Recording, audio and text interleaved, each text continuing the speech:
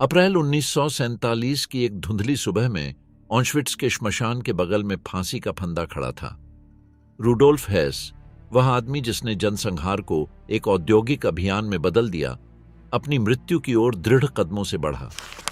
वर्षों तक उसने सबसे बड़े नाजी एकाग्रता शिविर का नौकरशाही सटीकता के साथ संचालन किया और 10 लाख से अधिक लोगों को गैस चैम्बरों में भेजा।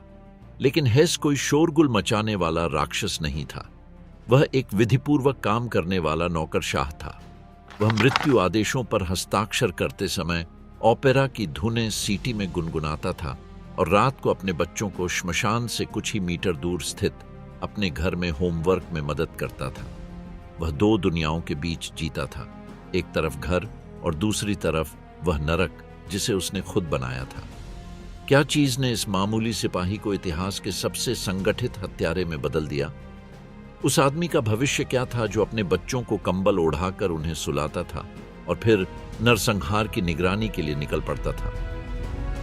जल्लाद की उत्पत्ति, रूडोल्फ हेस का टूटा हुआ बचपन। बाडेन बाडेन 1900। जर्मनी के दक्षिण पश्चिम में स्थित इस समृद्ध स्नानस्थल नगर में रूडोल्फ हेस का जन्म हुआ, जो फ्रांज जेवियर हेस का एकमात्र पुत्र था, एक व्यापारी और जर्मन पूर्वी अफ्रीका में उपनिवेशी अनुभव वाला पूर्व सैनिक। यह गहराई से कैथोलिक परिवार युवा रूडोल्फ को पादरी बनने के लिए तैयार कर रहा था। पिता की कठोर अनुशासनात्मक परवरिश के तहत वह एक अंतर्मुखी और आज्ञाकारी स्वभाव विकसित करता है, गुण जो उसके वयस्क आचरण की विशेषता बनेंगे। 1914 में उसके पिता की मृत्यु प्रथम विश्व युद्ध के प्रकोप के साथ होती है, एक ऐसा घटनाक्रम जो किशोर हेस के जीवन की दिशा को पूर्णतः बदल देता है।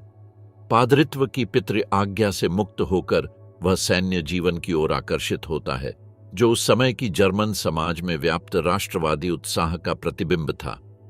महज 15 वर्ष की आयु में वह दस्तावेजों में धोखाधड़ी कर जर्मन सेना में भर्ती हो जाता है और आरंभ में चिकित्सीय सहायक के रूप में सेवा करता है। जल्दी ही उसे पूर्वी मोर्चे पर भेजा जाता है, जहां वह तुर्की, फिलिस्तीन और इराक के अभियानों में भाग लेता है। 17 वर्ष की आयु में वह उपाधिकार का पद प्राप्त करता है और इस पद को पाने वाला सबसे कम उम्र के सैनिकों में से एक बन जाता है। उसकी सेवाओं के लिए उसे प्रथम और द्वितीय श्रेणी का लोहे का क्रॉस प्रदान किया जाता है, जिन्हें वह हमेशा गर्व से धारण करता है। इस अवधि में हेस युद्ध की क्रूरता और संभवतः तुर्कों द्वारा किए गए अर्मेनियाई नरसंहार का गवाह बनता है, ऐसे अनुभव जो उसकी मानसिकता में संगठित हिंसा को सामान्य बना देते हैं। 1918 में जर्मनी की हार और वर्साय संधि की अपमानजनक शर्तें इस युवा पूर्व सैनिक में गहरा आक्रोश भर देती हैं, जो उस समय के हजारों पूर्व सैनिकों द्वारा साझा किया गया भाव था। युद्धोत्तर जर्मनी अतिवादी आंदोलनों के लिए उपजाऊ जमीन बन जाती है। हेस कई अन्य विसैन्यीकृत सैनिकों की तरह फ्राइकॉर्प्स नामक दक्षिणपंथी अर्धसैनिक समूहों में अपनी हताशा व्यक्त करता है। इन संगठनों की विशेषता थी तीव्र साम्यवाद विरोध और वाइमर गणराज्य के नवोदित स्वरूप के प्रति हिंसक विरोध। 20 की उम्र में हेस रूह्र और ऊपरी सिलेसिया जैसे क्षेत्रों में कम्युनिस्ट विद्रोहियों के विरुद्ध अभियानों में सक्रिय भाग लेता है। राजनीतिक हिंसा में यह संलिप्तता उसे और अधिक उग्र राष्ट्रवादी मंडलियों के समीप ले आती है। 1922 में म्यूनिख में अडोल्फ हिटलर का भाषण सुनने के बाद वह राष्ट्रीय समाजवादी दल नाजी पार्टी में सदस्य संख्या 3240 के रूप में सम्मिलित होता है और इसके आरंभिक सदस्यों में गिना जाता है। हेस की उग्रता 1923 में चरम पर पहुंचती है, जब वह वॉल्टर काडोव नामक एक शिक्षक की हत्या में भाग लेता है, जिसे एक जर्मन विध्वंसक की फ्रांसीसी अधिकारियों द्वारा की गई हत्या के लिए दोषी ठहराया गया था। मार्टिन बोरमन, जो आगे चलकर हिटलर का सचिव बना, और अन्य फ्राइकॉर्प्स सदस्यों के साथ मिलकर हेस काडोव को पर्चीम के निकट एक जंगल में बेरहमी से पीट पीट कर मार डालता है। इस अपराध के लिए उसे 10 वर्षों की जेल की सजा सुनाई जाती है। कारावास के दौरान हेस अपनी राष्ट्रवादी और यहूदी विरोधी विचारधारा को पुस्तकों और अन्य राजनीतिक कैदियों के साथ चर्चाओं के माध्यम से परिष्कृत करता है। वह केवल 5 वर्ष की सजा पूरी करता है और 1928 में एक राजनीतिक माफी के तहत रिहा हो जाता है, जो पूर्व नाजी जर्मनी में अतिवादी समूहों की बढ़ती शक्ति को दर्शाती है। जेल से निकलने के बाद हेस स्थिरता की तलाश करता है। वह आर्तामानेंग गेसलशाफ्ट नामक वल्किश संगठन से जुड़ता है, जो जर्मन जातीय शुद्धता और ग्रामीण जीवन की वापसी का प्रचार करता था। यहीं उसकी भेंट दो महत्वपूर्ण व्यक्तियों से होती है, हेनरिक हिमलर, जो आगे चलकर एसएस का प्रमुख बनेगा, और हेडविग हेंसल, जो उसकी पत्नी और 5 बच्चों की मां बनेगी। 1929 की आर्थिक मंदी और जर्मनी में व्यापक असंतोष नाजीवाद के उदय को गति देते हैं। जब 1933 में हिटलर सत्ता में आता है, तो हेस को राष्ट्रवादी कारण की सेवा करने का एक नया अवसर दिखता है। 1934 में हिमलर के निमंत्रण को स्वीकार करते हुए वह एसएस में सदस्य संख्या 193.616 के साथ शामिल हो जाता है। यही निर्णय उसकी नाजी एकाग्रता शिविर प्रणाली में कार्यकारी के रूप में करियर की शुरुआत को चिह्नित करता है। डाखाऊ में प्रशिक्षु से नरक का वास्तुकार बनने तक 1934 में हेस का एसएस में प्रवेश नाजी शासन की सुदृढ़ता के एक निर्णायक क्षण के साथ मेल खाता है। लॉन्ग नाइफ्स की रात के बाद हिटलर ने आंतरिक विरोध को समाप्त कर दिया था और अब वह दमन को संस्थागत रूप देने लगा था। ऐसे एकाग्रता शिविरों की प्रणाली के माध्यम से, जो आरंभ में राजनीतिक विरोधियों के लिए बनाए गए थे, मार्च 1933 में म्यूनिक के बाहरी इलाके में स्थापित डाखाऊ भविष्य के नाजी शिविरों के लिए एक संगठित मॉडल बन गया। यहीं हेस आतंक के एक कार्यान्वयनकर्ता के रूप में अपना प्रशिक्षण आरंभ करता है, थियोडोर आइके के अधीन, जो एकाग्रता प्रणाली का वास्तुकार था। 1933 के जून से डाखाऊ के कमांडर आइके ने एक अनुशासनात्मक प्रणाली लागू की, जो 3 स्तंभों पर आधारित थी: कैदियों के विरुद्ध योजनाबद्ध आतंक, एसएस गार्डों का वैचारिक प्रशिक्षण और प्रशासनिक दक्षता। वह शिविर का आंतरिक नियमावली, अनुशासन और दंड तैयार करता है, जो क्रूरता को नियंत्रण के एक तरीके के रूप में संस्थागत करता है। हेस इन शिक्षाओं को सावधानी पूर्वक आत्मसात करता है। वह एक ब्लॉकफ्यूरर के रूप में शुरुआत करता है, जो कैदियों की एक बैरक का प्रभारी होता है, जहां वह सामूहिक दंड देना और बंदियों के बीच अविश्वास उत्पन्न करना सीखता है, ताकि कोई एकता न पनपे। उसकी दक्षता उसे तेजी से रापोर्ट फ्यूरर के पद पर पहुंचा देती है, जहां वह अन्य ब्लॉक फ्यूररों की निगरानी करता है और उन भयानक दैनिक गिनतियों का आयोजन करता है, जिनमें कैदियों को कई घंटों तक खुले में खड़ा रहना पड़ता था। डाखाऊ की क्रूरता मनमानी नहीं थी, बल्कि व्यवस्थित थी। हेस इस बात को आत्मसात करता है कि आतंक को एक तर्कसंगत प्रणाली के रूप में संचालित करना चाहिए, एक शिक्षा जिसे वह आगे चलकर ऑशविट्ज में लागू करेगा। वह देखता है कि किस प्रकार आइके युवा गार्डों को वैचारिक प्रशिक्षण, सैन्य कमराडरी और दूसरों के दुख के प्रति क्रमिक संवेदनहीनता के जरिए निर्लज्ज हत्यारों में बदल देता है। 1938 में हेस के करियर को एक गुणात्मक उन्नति मिलती है, जब उसे बर्लिन के निकट स्थित सैक्सेनहाउज़न शिविर में स्थानांतरित किया जाता है। यह स्थानांतरण एक पदोन्नति को दर्शाता है। उसे कमांडर हरमन बारानोव्स्की का सहायक नियुक्त किया जाता है, जो आइके का एक और शिष्य था। 1936 में निर्मित सैक्सेनहाउज़न त्रिकोणीय स्थापत्य योजनाओं को समावेश करता है, जिससे एक केंद्रीय टावर से निगरानी को अधिकतम किया जा सके। इस शिविर में हेस अपनी प्रशासनिक क्षमताओं को परिष्कृत करता है। वह शिविर की रसद व्यवस्था के संचालन में अपनी दक्षता और नए नियंत्रण विधियों को लागू करने की अपनी क्षमता के लिए पहचाना जाता है। वह हत्याओं की निगरानी करता है, जबरन श्रम का प्रबंधन करता है और सैन्य सटीकता के साथ अनुशासनात्मक व्यवस्था को संचालित करता है।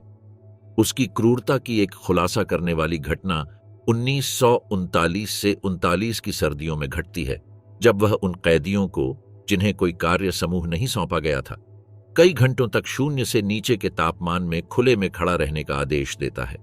उनमें से कई के पास पर्याप्त कोट नहीं होते, दर्जनों ठंड से मर जाते हैं। जब कुछ उपचार के लिए अस्पताल जाने का प्रयास करते हैं, तो हेस उसके दरवाजे बंद करने का आदेश देता है। यह घटना दिखाती है कि वह अनुशासन और व्यवस्था बनाए रखने के लिए मानव जीवन का बलिदान करने में भी नहीं हिचकिचाता।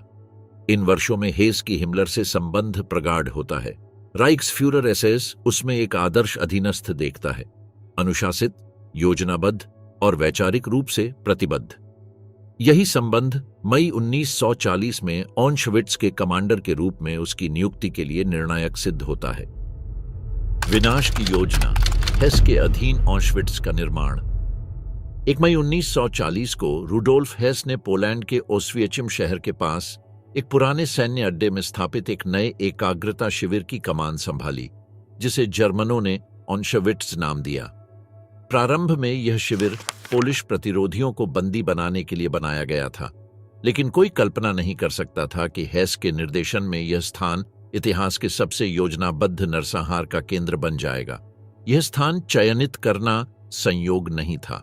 ऑशविट्ज में हेस को तुरंत दिखाई देने वाले रणनीतिक लाभ थे। यह यूरोप के विभिन्न क्षेत्रों को जोड़ने वाले रेल जंक्शन पर स्थित था, विस्तार के लिए पर्याप्त भूमि थी, और यह इतना अलग थलग था कि गुप्त रूप से संचालन किया जा सके। फिर भी औद्योगिक केंद्रों के निकट था, जिससे बंदी मजदूरी का लाभ उठाया जा सके।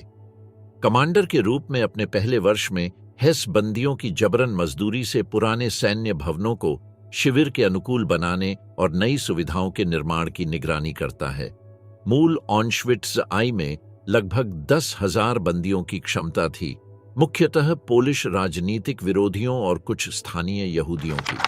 मार्च 1941 में हेनरिक हिमलर ऑशविट्ज का दौरा करता है और हेस के प्रबंधन से प्रभावित होता है।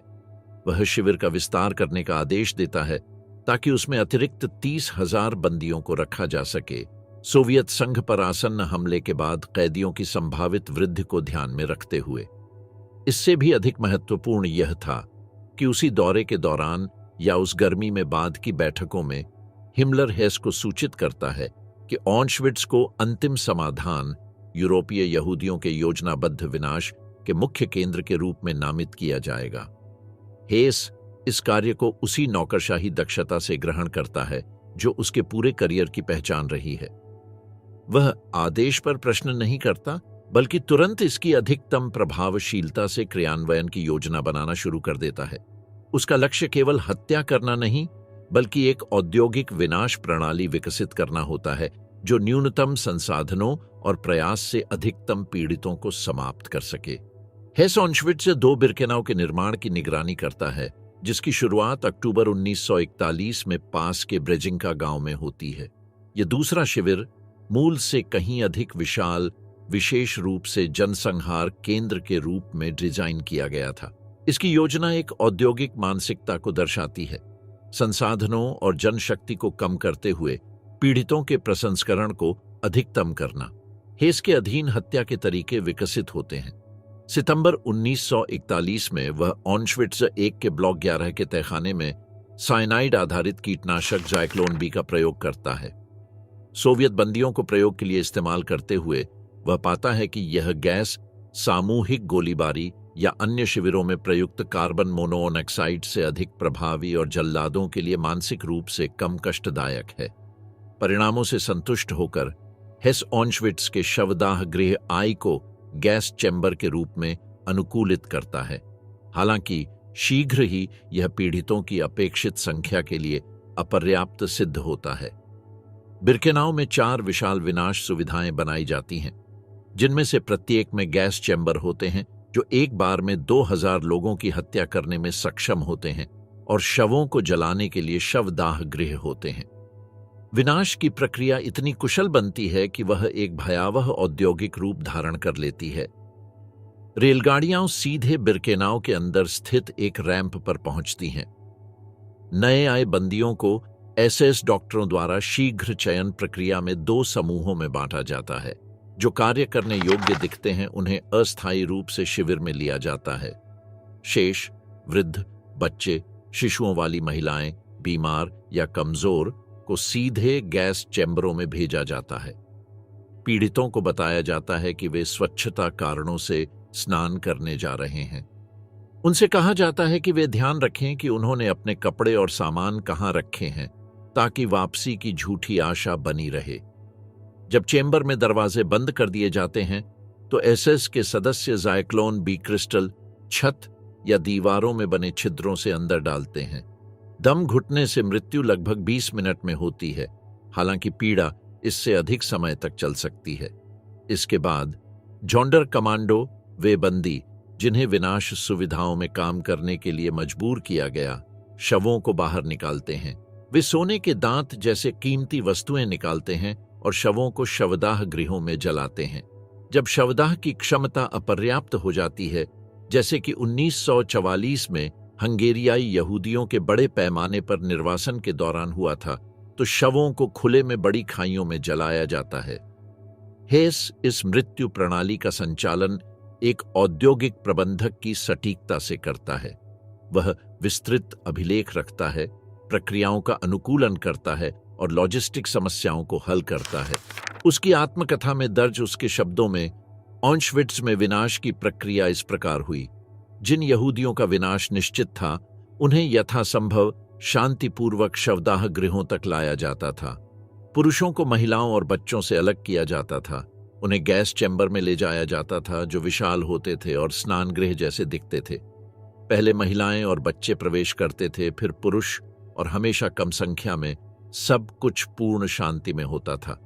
कई बार लोग जानते थे कि उन्हें गैस दिया जाएगा। नवंबर 1943 में एक राजनीतिक कैदी महिला के साथ वैवाहिक संबंधों के उजागर होने के बाद हेस को अस्थायी रूप से ऑश्विट्ज की कमान से हटा दिया जाता है। यह प्रकरण उसकी कठोर आत्म अनुशासन की छवि के विपरीत दिखता है और यह दर्शाता है कि वह व्यक्ति, जो इतिहास के सबसे बड़े जनसंहार में भागीदार था, मानवीय कमजोरियों का भी शिकार था। हेस के अधीन ऑश्विट्ज, 4,30,000 जीवनों का त्वरित विनाश। 1944 की वसंत ऋतु में, जब सभी मोर्चों पर जर्मनी की हार आसन्न प्रतीत हो रही थी, नाजी नेताओं ने यहूदियों के विनाश को पागलों की तरह तेज कर दिया। होलोकॉस्ट के इस अंतिम चरण का मुख्य लक्ष्य हंगरी की यहूदी समुदाय था, जो उस समय तक लगभग अछूता रहा था। इस कार्य को अंजाम देने के लिए रूडोल्फ हेस को फिर से बुलाया गया, जिसने पहले ऑश्विट्ज का संचालन किया था। 1943 से व्यक्तिगत कारणों से अस्थायी रूप से हटाया गया हेस, बड़े पैमाने पर नरसंहार अभियानों को सटीकता से अंजाम देने की अपनी ठंडी दक्षता के लिए जाना जाता था। अब सैन्य संकट के इस समय में उसकी विशेषज्ञता नाजी शासन के इतिहास की सबसे बड़ी और तेजी से की गई हत्या को अंजाम देने के लिए अनिवार्य थी। 19 मार्च 1944 को ऑपरेशन मार्गरेटे के माध्यम से जर्मनी ने हंगरी पर कब्जा कर लिया। यद्यपि हंगरी 1941 से धुरी शक्तियों का सहयोगी था, उसका नेता मिक्लोश हॉर्थी अब तक लगभग 8 लाख हंगेरियाई यहूदियों के बड़े पैमाने पर निर्वासन का विरोध करता रहा था। यह समुदाय देश की कुल जनसंख्या का लगभग 5% था और उसकी सांस्कृतिक और आर्थिक जीवन का एक अभिन्न हिस्सा था। जर्मनों के आगमन से यह स्थिति नाटकीय रूप से बदल गई। नाजियों ने तुरंत डोमे स्टोयाई के नेतृत्व में एक सहयोगी सरकार स्थापित की और यहूदियों के विरुद्ध उत्पीड़न शुरू कर दिया। उन्हें पीली स्टार पहनने के लिए बाध्य किया गया, उनकी संपत्तियां जब्त कर ली गईं और उन्हें भीड़ भाड़ वाले बदहाल यहूदी बस्तियों में बंद कर दिया गया।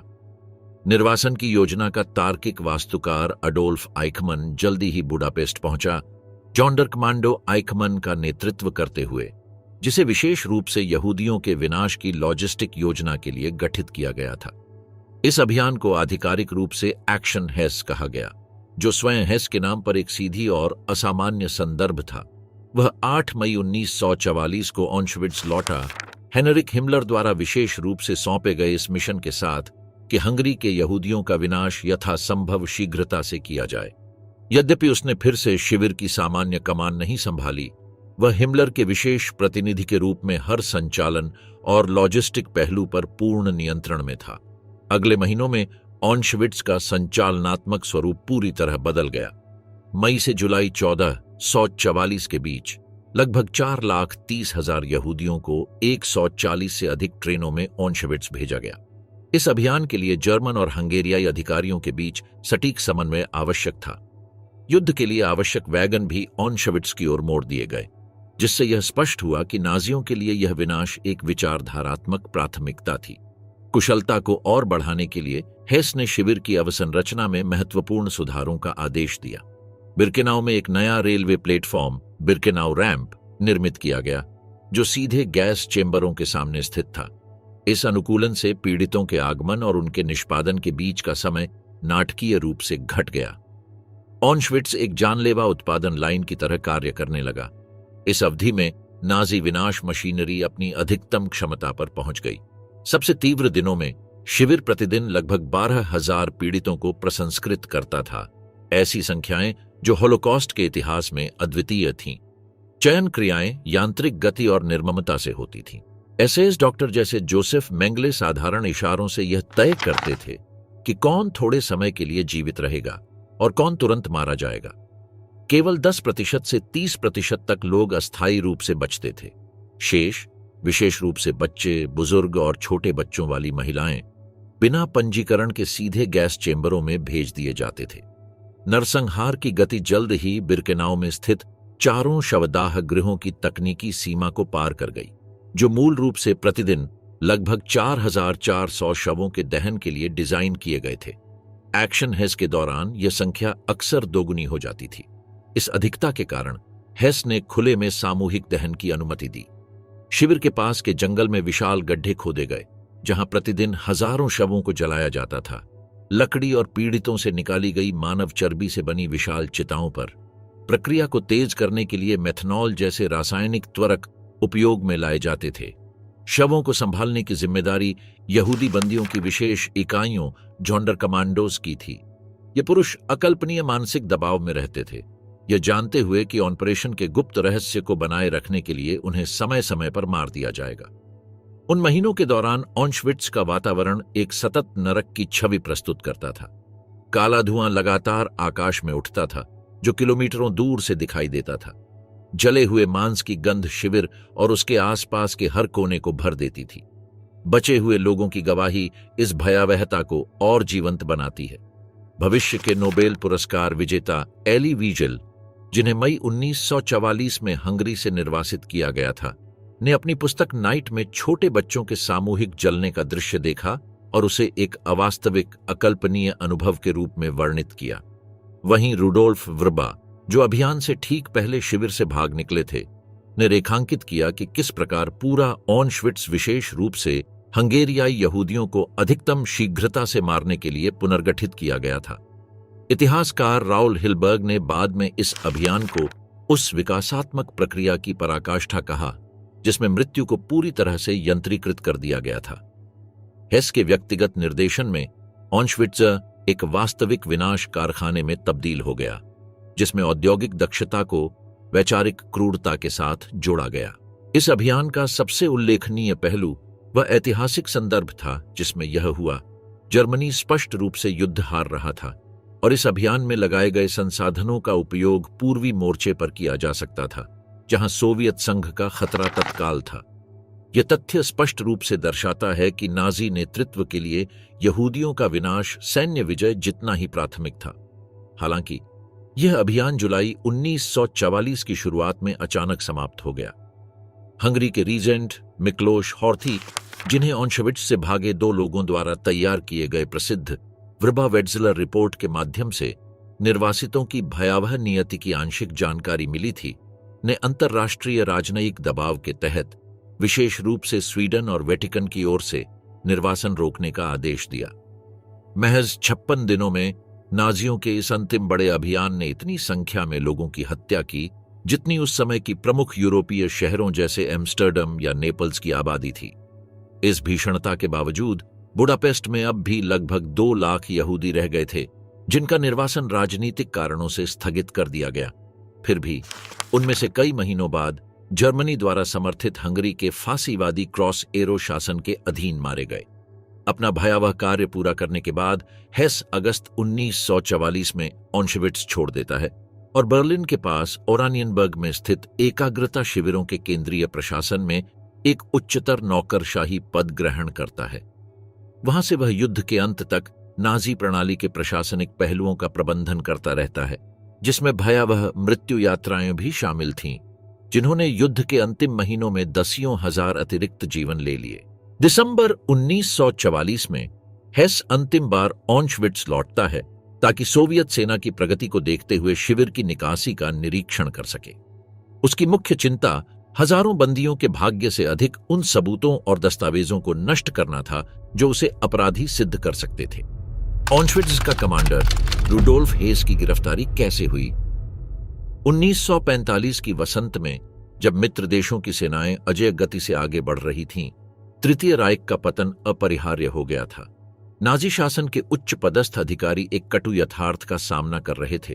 पूर्ण पतन समीप था और उसके साथ ही 12 वर्षों के नाजी शासन के दौरान किए गए अपराधों का लेखा जोखा भी तय था। इन अंतिम अराजक दिनों में जब 30 अप्रैल को हिटलर बर्लिन के अपने बंकर में आत्महत्या करता है और मित्र सेनाएं जर्मन क्षेत्र में गहराई तक प्रवेश करती हैं, रूडोल्फ हेस को स्पष्ट हो जाता है कि वह विजेताओं द्वारा सबसे अधिक वांछित युद्ध अपराधियों में से एक है। वह व्यक्ति जिसने वर्षों तक इतिहास की सबसे बड़ी मृत्यु मशीन को अत्यंत सटीकता से संचालित किया था, अब अपनी स्वयं की रक्षा की योजना बना रहा था। मार्च 1945 में हेनरिक हिमलर के साथ अंतिम मुलाकात के दौरान प्राप्त निर्देशों के अनुसार हेस को झूठे दस्तावेज प्रदान किए गए थे जो उसे फ्रेडरिक लैंग, जर्मन नौसेना क्रिग्समरीन का एक नाविक दर्शाते थे। उसे सलाह दी गई थी कि वह बड़े शहरों से दूर रहे, अपने परिवार से संपर्क न करे जो संभवतः निगरानी में था, और अलग थलग ग्रामीण क्षेत्रों में काम ढूंढे, आदर्श रूप में किसी खेत पर जहां वह अपेक्षाकृत गुमनामी में रह सके। हिमलर के ये निर्देश एक व्यापक योजना का हिस्सा थे जिसे कुछ नाजी नेता चौथे राइख के रूप में भविष्य में स्थापित करने की कल्पना कर रहे थे। बाद की गवाही के अनुसार हिमलर ने चुने हुए एसएस सदस्यों को निर्देश दिया था कि वे युद्धोत्तर जर्मन समाज में चुपचाप समाहित हो जाएं, संपर्क बनाए रखें और उचित समय आने पर पुनः संगठित हों, संभवतः जब पश्चिमी शक्तियां और सोवियत संघ आपस में टकराएं। यह रणनीति ओन ऑर्गेनाइजेशन वेयरवुल्फ या ओन ऑर्गेनाइजेशन ओडेसा के नाम से जानी गई, और यद्यपि यह अपने योजनाकारों की कल्पना अनुसार साकार नहीं हो पाई, इसने अनेक नाजी अपराधियों की फरारी और छिपने में सहूलियत जरूर दी। हेस इन निर्देशों का पूरी निष्ठा से पालन करता है। 8 मई 1945 को जर्मनी की औपचारिक आत्मसमर्पण के बाद वह उत्तर की ओर श्लेस्विग होल्स्टीन क्षेत्र की ओर बढ़ता है जो डेनमार्क की सीमा के निकट स्थित है। यह स्थान चयनित करना भी कोई संयोग नहीं था। यह मुख्यतः ग्रामीण क्षेत्र है, अपेक्षाकृत अलग थलग है और युद्ध के बाद के अराजक महीनों में शरणार्थियों, विसैन्यकृत सैनिकों और विस्थापित व्यक्तियों से भरा हुआ था जो अपनी जिंदगी फिर से शुरू करने की कोशिश कर रहे थे। इस प्रकार एक भगोड़े के लिए आदर्श छिपने की जगह बन गया। लगभग 1 वर्ष तक हेस गिरफ्तारी से बचा रहता है, जो कि उसके स्तर के कई अन्य नाजी नेताओं की तुलना में काफी लंबी अवधि है। फ्रांज लैंग, कुछ गलत रिपोर्टों में फ्रेडरिक के रूप में भी के नाम से, वह गॉट्रुपेल के पास एक खेत में कृषि मजदूर के रूप में काम करता है जो फ्लेंसबर्ग के समीप है और डेनमार्क की सीमा से कुछ ही किलोमीटर दूर है। उसका साधारण रूप एक मंझोले उम्र का चुपचाप मेहनत करने वाला व्यक्ति उसे युद्ध से विस्थापित हजारों जर्मनों के बीच घुल मिल जाने देता है। वह सख्त जीवन शैली अपनाता है और जानबूझकर बेहद निम्न प्रोफाइल बनाए रखता है। हालांकि युद्धोत्तर अंतर्राष्ट्रीय न्याय व्यवस्था तेजी से विकसित हो रही थी और होलोकॉस्ट तथा अन्य युद्ध अपराधों के जिम्मेदारों को पकड़ने और उन पर मुकदमा चलाने के लिए अधिकाधिक परिष्कृत तंत्र बनाए जा रहे थे। अगस्त 1945 में स्थापित और उसी वर्ष नवंबर में शुरू हुए नूर्नबर्ग सैन्य न्यायाधिकरण इस प्रक्रिया में एक निर्णायक मोड़ बन जाते हैं। वहां प्रस्तुत गवाहियां और प्रमाण धीरे धीरे नाजी एकाग्रता शिविर प्रणाली के पूरे विस्तार को उजागर करते हैं। ऑशविट्ज और उसके पूर्व कमांडर को वैश्विक ध्यान के केंद्र में ला देते हैं। ब्रिटिश अन्वेषक जो उत्तरी जर्मनी के उस क्षेत्र का प्रशासन कर रहे थे जहां हेस छिपा था, उसका पता सावधानी से लगाते हैं। वॉर क्राइम्स इन्वेस्टिगेशन यूनिट, जिसकी अगुवाई लेफ्टिनेंट कर्नल जेराल्ड ड्रेपर कर रहे थे, मुखबिरों का एक नेटवर्क बनाती है और संदिग्धों का पता लगाने के लिए गुप्तचर विधियां अपनाती है। निर्णायक सुराग उन्हें तब मिलता है जब वे हेडविग हेस और उनके बच्चों को ऑस्ट्रिया के अमेरिकी क्षेत्र के एक छोटे कस्बे सेंट माइकल इम लुंगाओ में ढूंढ निकालते हैं। हेडविग, जो अपने पति के साथ गुप्त लेखन में पत्राचार कर रही थी, को गिरफ्तार किया जाता है और कठोर पूछताछ की जाती है। कुछ स्रोतों के अनुसार, जिनमें ब्रिटिश अधिकारी कैप्टन विलियम क्रॉस की गवाही भी शामिल है, इस पूछताछ में मानसिक दबाव और उसके बच्चों, विशेषकर उसके पुत्र क्लाउस, के प्रति परोक्ष धमकियां शामिल थीं। कई दिनों के प्रतिरोध के बाद और संभवतः यह जानने के बाद कि क्लाउस को सोवियत सेना के हवाले किया जा सकता है, जिसके तरीकों को अधिक कठोर माना जाता था, हेडविग अंततः अपने पति के संभावित ठिकाने और उसकी झूठी पहचान के बारे में जानकारी देती है। 11 मार्च 1946 को नाजी शासन के पतन के लगभग एक साल बाद हेस की गिरफ्तारी के लिए अभियान शुरू किया जाता है। ब्रिटिश विशेष इकाई 92वें फील्ड सिक्योरिटी रेजिमेंट के सदस्य कप्तान विलियम क्रॉस के नेतृत्व में गॉट्रुपेल के उस खेत को घेर लेती है जहां हेस काम कर रहा होता है। इतिहास की एक विडंबनापूर्ण बारी में, जिसे कुछ लोग न्याय का प्रतीक मानते हैं, इस ऑपरेशन का नेतृत्व करने वाले अधिकारियों में हांस अलेक्जेंडर भी होते हैं, एक जर्मन यहूदी जो 1937 में नाजी उत्पीड़न से भागकर इंग्लैंड पहुंचे थे और बाद में ब्रिटिश सेना में शामिल होकर युद्ध अपराधियों की गिरफ्तारी में सक्रिय हो गए थे। उनका परिवार होलोकॉस्ट में अपने कई सदस्यों को खो चुका था और वे बाद में अन्य नाजी अपराधियों को भी इसी दृढ़ता से खोजते रहे। ऑपरेशन सुबह तड़के शुरू होता है। ब्रिटिश सैनिक उस समय खेत में घुसते हैं जब हेस एक छोटे खलिहान में सो रहा होता है, जिसे मजदूरों के निवास के रूप में परिवर्तित किया गया था। अपनी खाट पर केवल अंतः वस्त्रों में पकड़ा गया हेस तुरंत अपने झूठे दस्तावेज प्रस्तुत करता है और खुद को फ्रांस लैंग के रूप में पहचानता है। शुरू में सैनिक उसकी कहानी पर विश्वास करते दिखते हैं, लेकिन अलेक्जेंडर, जिसे हेडविग हेस से प्राप्त सटीक जानकारी प्राप्त थी, को कुछ संदेहास्पद बातें नजर आती हैं। गिरफ्तारी के उस निर्णायक क्षण में हेस अपनी झूठी पहचान को बनाए रखने की पूरी कोशिश करता है, ये जानते हुए कि उसकी असली पहचान का खुलासा उसकी मौत की सजा सुनिश्चित कर सकता है। कई रिपोर्टों के अनुसार, जिनमें स्वयं अलेक्जेंडर के बाद के साक्षात्कार भी शामिल हैं, प्रारंभिक पूछताछ में कुछ शारीरिक हिंसा भी शामिल थी। ब्रिटिश सैनिकों में से कुछ ने पहले बर्गेन बेल्सेन जैसे एकाग्रता शिविरों को मुक्त किया था और उन्होंने स्वयं उन भयावहताओं को देखा था जिनके संचालन में हेस की भूमिका थी। इसी कारण उन्होंने कठोर तरीकों से उसकी जांच की। एक मामूली सा विवरण अंततः उसकी पहचान उजागर कर देता है। वह अब भी अपनी शादी की अंगूठी पहने हुए था, जिसे एक पट्टी के नीचे छिपा रखा था, जो एक नकली चोट को ढकने का बहाना कर रही थी। जब सैनिक अंगूठी की जांच करते हैं तो उन्हें उस पर खुदे हुए नाम, उसकी पत्नी का नाम और उनकी शादी की तारीख दिखाई देती है। यह खोज उसकी पहचान के संबंध में सभी संदेहों को समाप्त कर देती है। इस अपराजेय सबूत से सामना होते ही वह अंततः स्वीकार करता है कि वह ऑश्विट्ज का पूर्व कमांडर रूडोल्फ हेस है।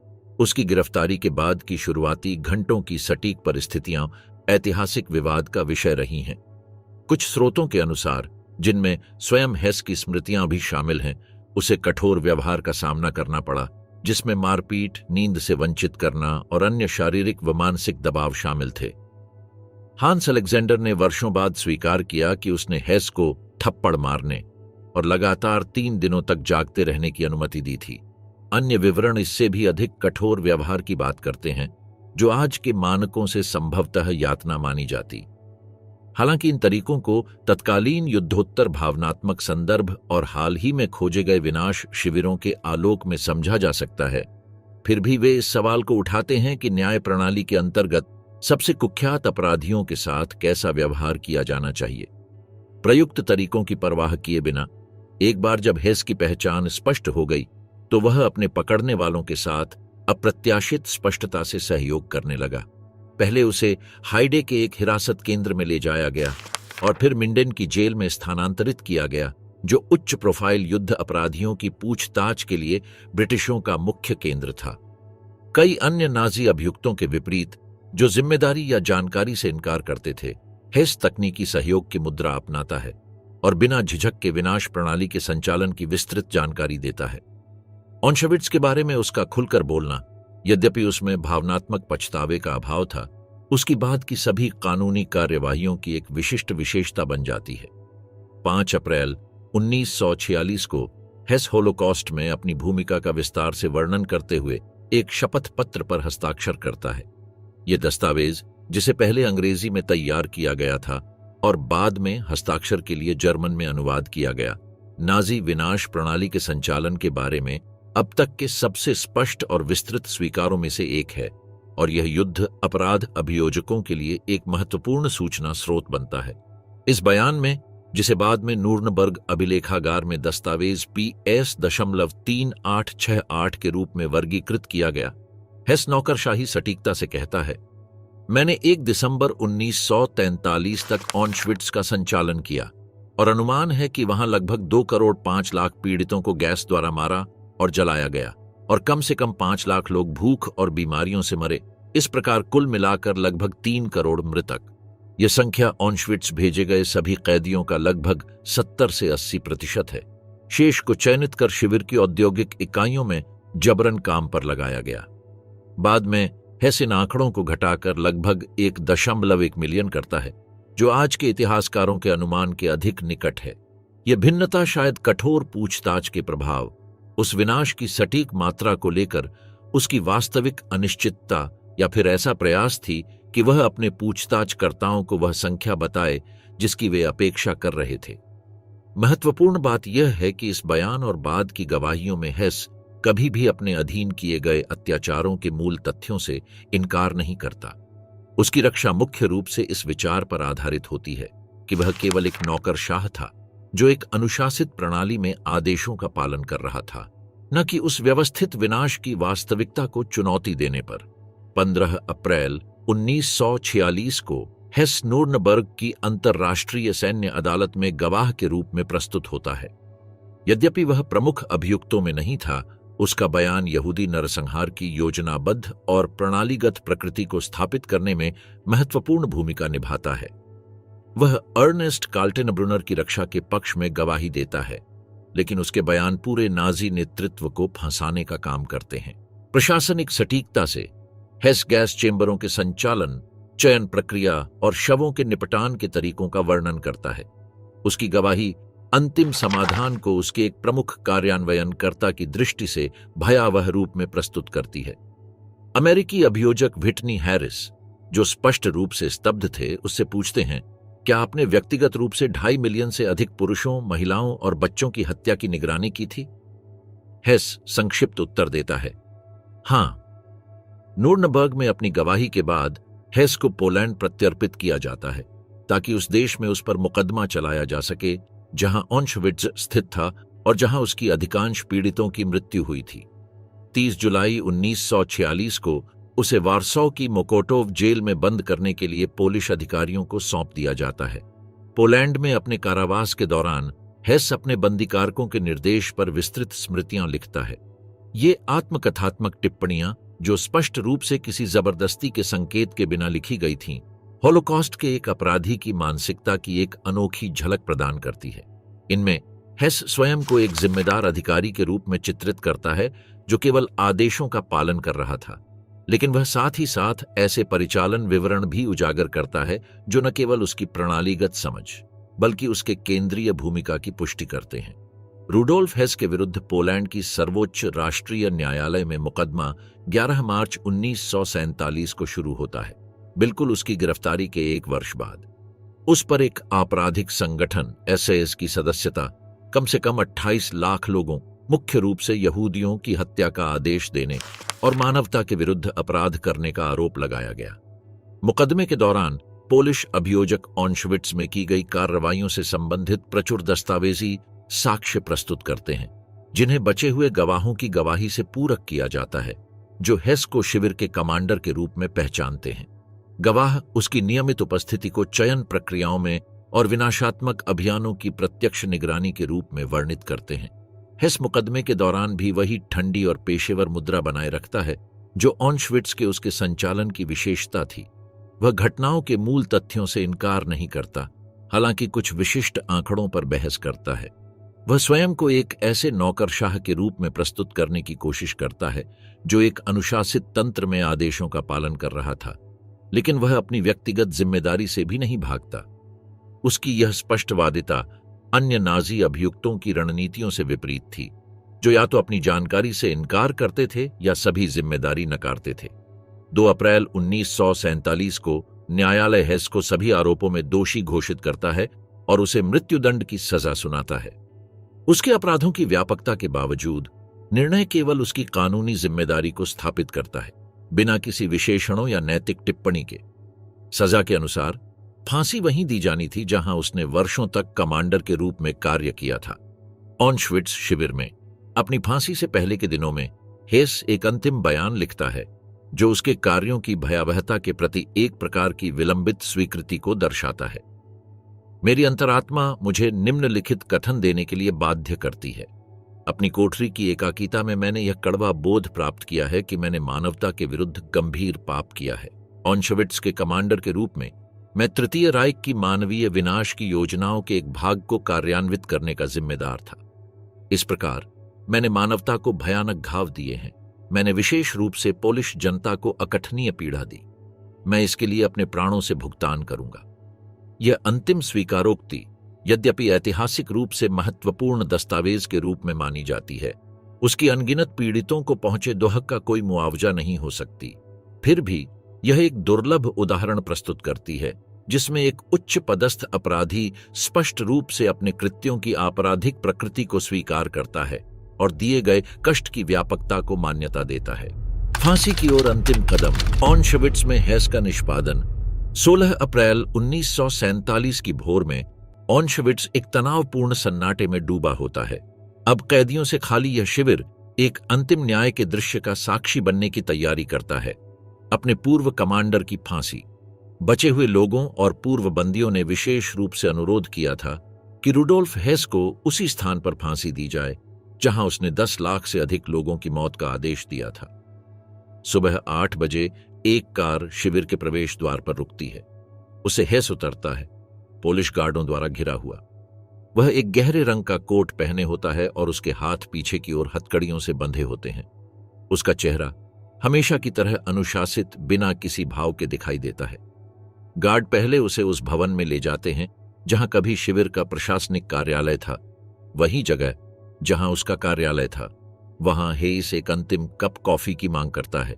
सामान्यता का यह छोटा सा इशारा उन अपराधों की भयावहता के साथ तीव्र विरोधाभास में आता है जिनके लिए वह दंडित होने जा रहा है।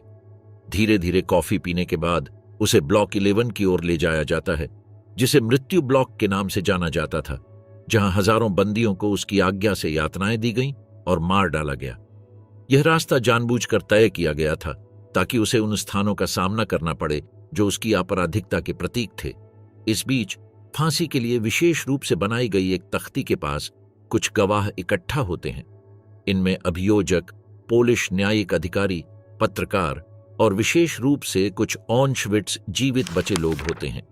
यह ढांचा पुराने शवदाह गृह आई के पास खड़ा किया गया था, उसी स्थान के पास जहां कभी हेस अपने परिवार के साथ रहा करता था, जब वह दूसरी ओर दीवार के उस पार सामूहिक संहार की निगरानी करता था।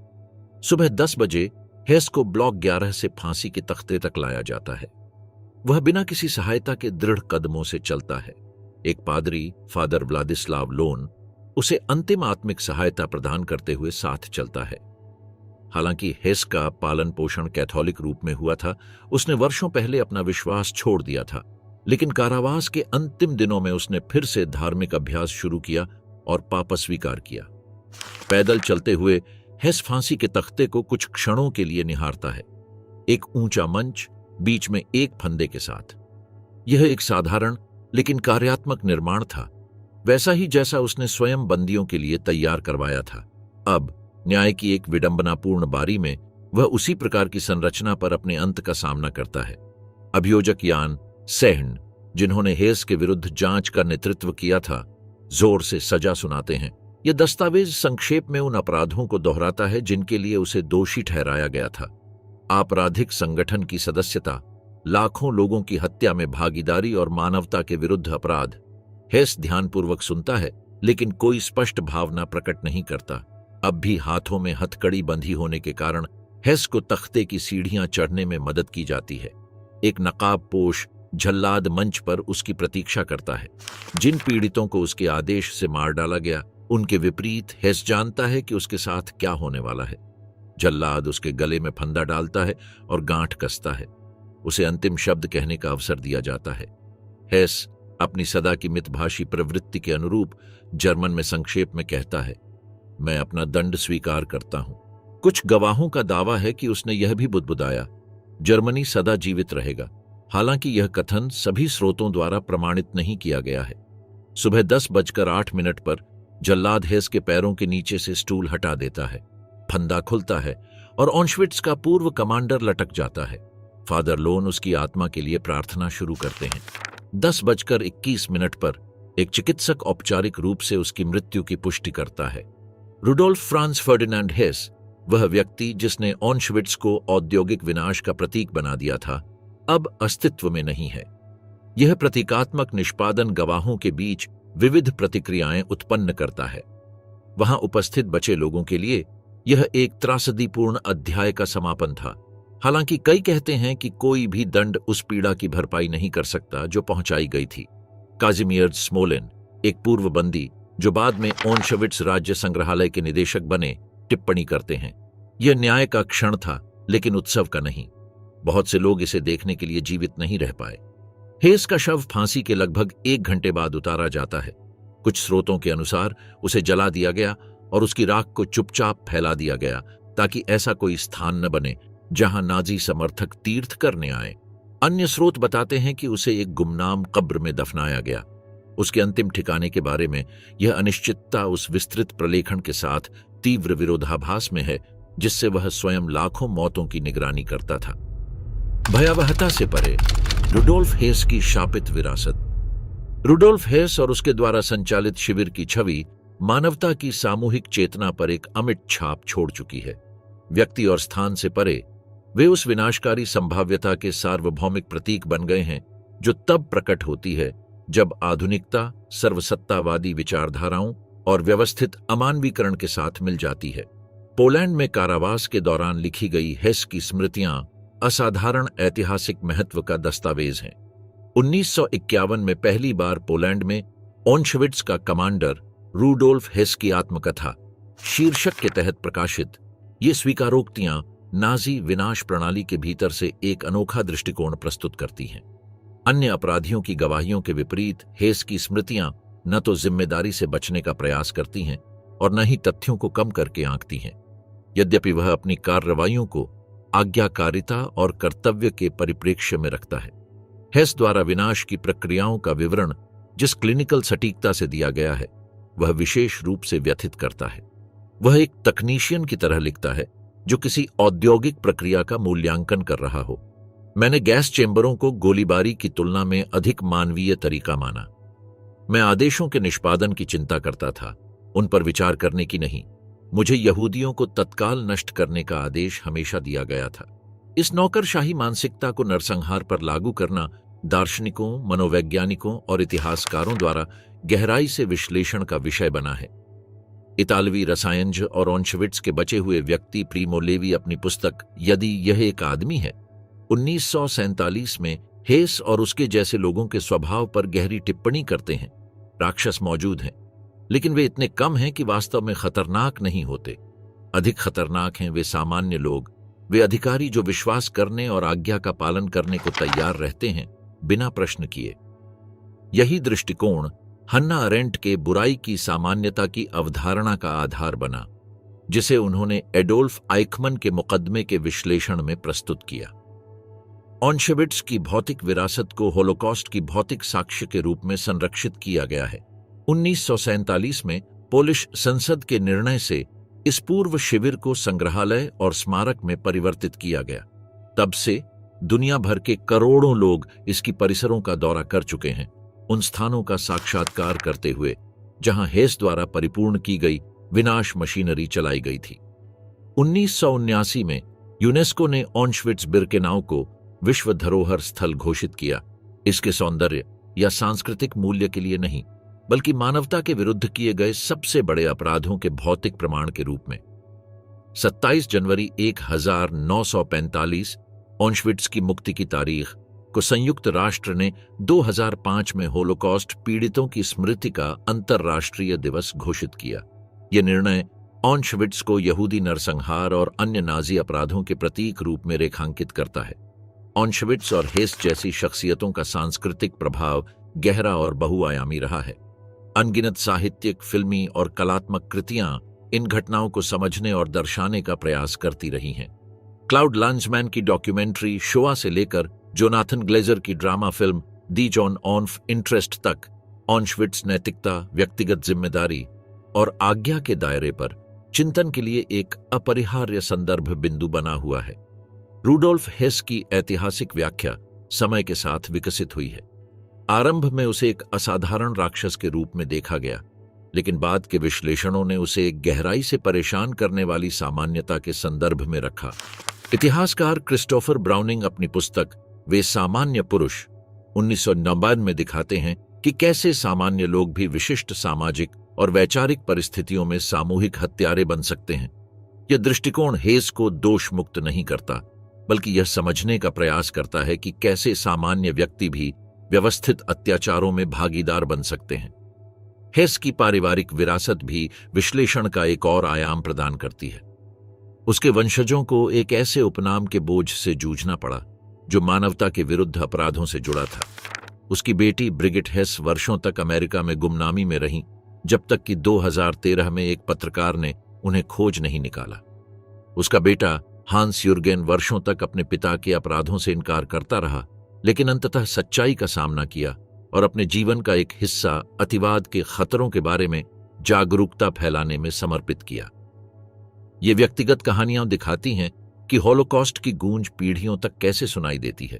एक विचित्र विरोधाभास में वह विला जहां हेस अपने परिवार के साथ गैस चेंबरों से कुछ मीटर की दूरी पर रहता था, को 2024 में ऑशविट्ज घृणा, अतिवाद और कट्टरपंथ पर अनुसंधान केंद्र RCHIR में परिवर्तित कर दिया गया। इस परियोजना का उद्घाटन शिविर की मुक्ति की 80वीं वर्षगांठ पर किया गया और यह उस स्थान को एक नकारात्मक प्रतीक से एक जागरूकता केंद्र में बदलने का प्रयास है, उन विचारधाराओं के खिलाफ जो ऑशविट्ज को संभव बना सकें। हेस पर केंद्रित चिंतन ने बुराई की प्रकृति और व्यक्तिगत जिम्मेदारी पर गहरे बहस को जन्म दिया है। क्या वह केवल आदेश मानने वाला नौकरशाह था या एक कट्टर यहूदी विरोधी? क्या वह असाधारण रूप से दुष्ट था या विशिष्ट ऐतिहासिक परिस्थितियों का उत्पाद? ये प्रश्न इतिहास से आगे बढ़कर मानव स्वभाव और सर्वसत्तावादी विचारधाराओं के प्रति हमारी सामूहिक संवेदनशीलता को छूते हैं। शायद हेस के मामले की सबसे महत्वपूर्ण विरासत शैक्षणिक हो। उसकी कहानी यह दिखाती है कि एक सामान्य शिक्षित व्यक्ति, जिसके भीतर कोई स्पष्ट राक्षसी प्रवृत्ति नहीं दिखती, कैसे एक ऐसी प्रणाली के भीतर काम करते हुए नरसंहार का योजनाकार बन सकता है जो हिंसा को सामान्य बनाता है और कुछ समूहों को अमानवीय कर देता है। यह बोध हमें ऐसी प्रारंभिक चेतावनी संकेतों के प्रति सजग रहने और उन आदेशों पर सवाल उठाने को बाध्य करता है जो मौलिक नैतिक सिद्धांतों के विरुद्ध जाते हों। ऑशविट्ज के बचे और नोबेल शांति पुरस्कार विजेता एली विजेल ने चेताया था, मृतकों को भूलना उन्हें दूसरी बार मारने जैसा है। हेस जैसी शख्सियतों का अध्ययन भयावहता के प्रति आकर्षण नहीं, बल्कि उन परिस्थितियों की पुनरावृत्ति से बचाव की दृष्टि से किया जाता है जो ऑशविट्ज को संभव बना सकें। रूडोल्फ हेस की फांसी ने एक आदमी को समाप्त किया, लेकिन उसकी विरासत आज भी इस चेतावनी के रूप में जीवित है कि मानवता कितनी गहराई तक गिर सकती है जब वह अपने नैतिक सिद्धांतों को छोड़ देती है। अंततः रूडोल्फ हेस की कहानी हमें यह याद दिलाती है कि ऑशविट्ज अचानक नहीं बना था, न ही यह केवल जन्मजात राक्षसों की कृति था, बल्कि यह मानवीय निर्णयों की एक श्रृंखला का परिणाम था। एक ऐसा क्रम जिसमें हर अगला कदम अमानवीकरण की दिशा में ले जाता रहा और अंततः औद्योगिक नरसंहार में परिणत हुआ।